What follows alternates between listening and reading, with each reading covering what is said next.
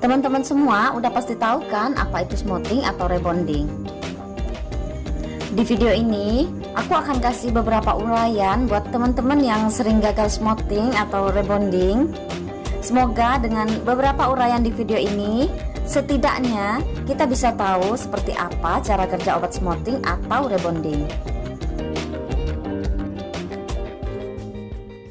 Sebelumnya, aku mohon maaf jika uraian aku ini sedikit berbeda atau bahkan mungkin ada yang salah.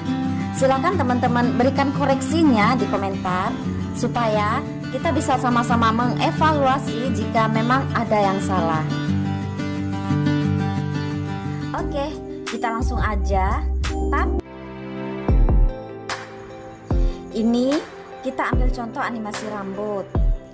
Jika diperbesar, akan nampak seperti sisik-sisik menutupi seluruh batang rambut yang disebut kutikula.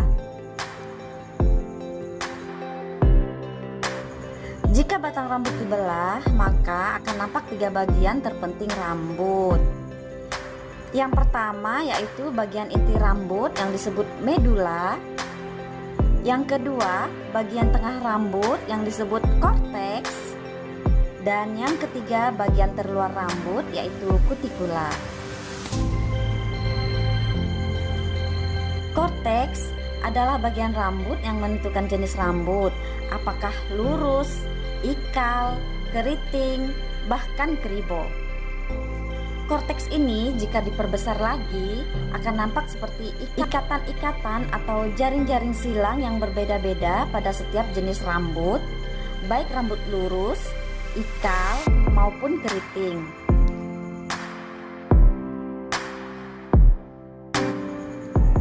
Pada rambut keriting atau kribo, jaringan ikat silangnya lebih padat dan tidak beraturan. Berbeda dengan rambut lurus yang jaringan ikat silangnya lebih beraturan dan seimbang.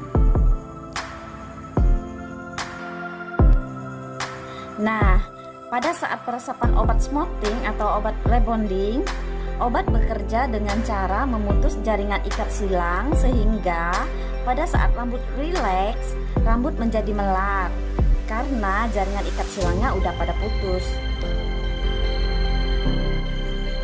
Dan ketika dilakukan smoothing dengan jepit 2 jari, maka akan membentuk jaringan ikat silang yang tadinya tidak beraturan menjadi lebih tersusun dan juga meratakan obat yang kemungkinan tidak rata, sehingga pemutusan jaringan ikat bisa bekerja dengan maksimal.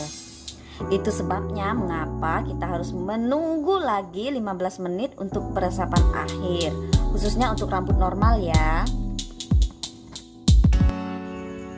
Nah, proses pencatokan sendiri berfungsi menetapkan atau mematenkan jaringan ikat silang yang awalnya tadi tidak beraturan menjadi lebih tersusun sehingga rambut menjadi lurus dan nampak berkilau.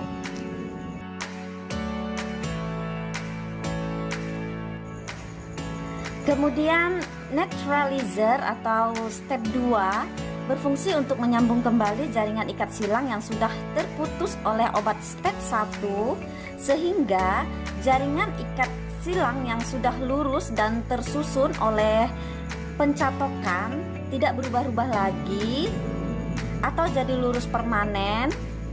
Nah, itulah kenapa peran neutralizer sangat penting dan kita nggak boleh mengabaikan neutralizernya ya teman-teman.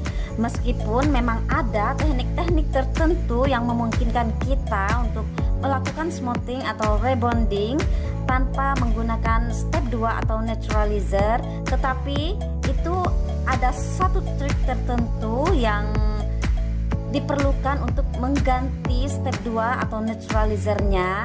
Pemutusan di jaringan ikat itu juga akan menyambung kembali dengan trik tersebut.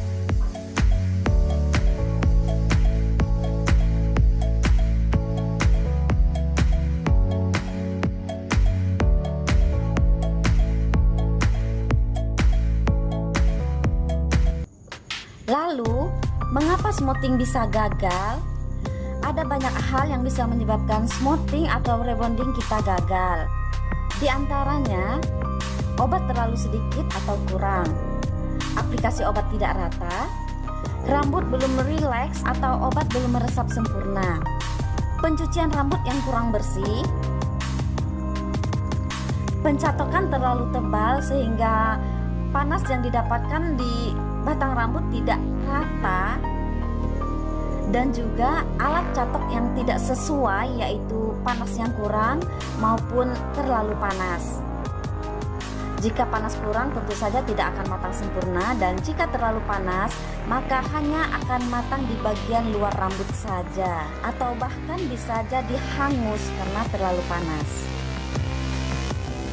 Sebelum proses smoothing atau rebonding kita mulai, hal paling penting adalah analisa rambut.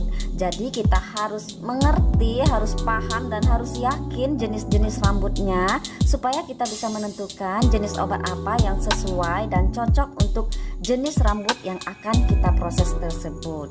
Pada dasarnya, setiap rambut itu berbeda dan punya permasalahan yang berbeda pula, maka kita perlu penanganan yang berbeda pula. Di sini aku akan kasih contoh analisa rambut secara garis besar aja ya teman-teman. Berdasarkan ukuran batang rambut, ada 3 jenis. Ada rambut yang helaiannya halus, sangat-sangat halus, itu biasanya tipis dan lepek, juga mudah rontok. Dan ada juga yang helaiannya sedang, itu biasanya rambut normal. Dan ada pula rambut yang dengan helaian rambut sangat besar, biasanya itu tebal. Kemudian kita bisa membedakan rambut dari jenis yang kelihatan. Ada itu rambut lurus, rambut gelombang, rambut keriting ikal biasa, dan juga ada yang keriting banget, itu bisa dibilang kribo. Selain itu, kita bisa lihat juga dari tingkat elastisitas rambutnya. Ada rambut yang tingkat elastisnya udah sangat minim sekali, itu bisa juga kita katakan dengan rambut frizz.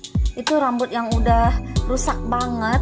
Dan ada juga rambut yang normal, itu biasanya rambut virgin. Ada juga jenis rambut yang sudah diproses kimia tetapi rambutnya masih tergolong normal.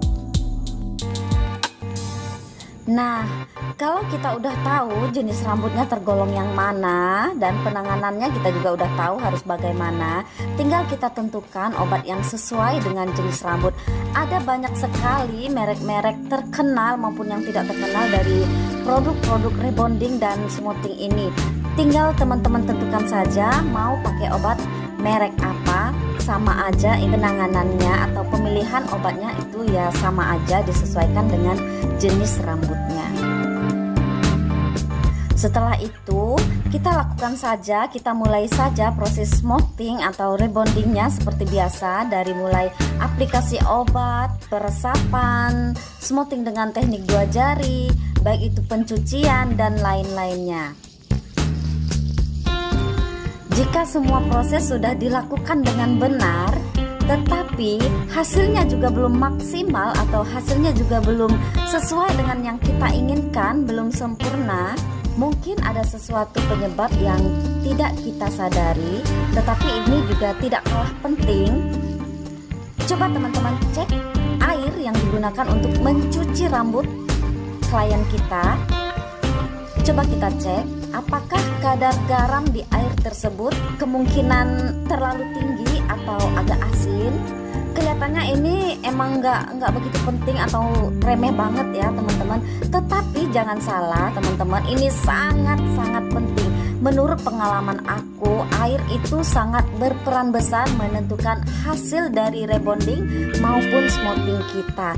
Jadi kalau aku pribadi selalu membilas setiap pencucian rambut di step 1 itu selalu aku bilas dengan air hujan. Jadi aku selalu stok air hujan.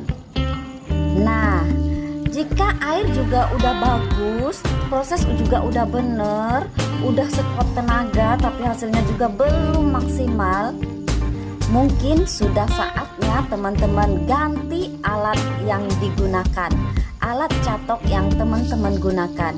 Bisa jadi alat tersebut dengan bahan yang tidak memenuhi standar penggunaan salon. sekian dulu uraian aku. Jika ada yang salah, mohon maaf dan mohon koreksinya di kolom komentar. Semoga bermanfaat buat teman-teman.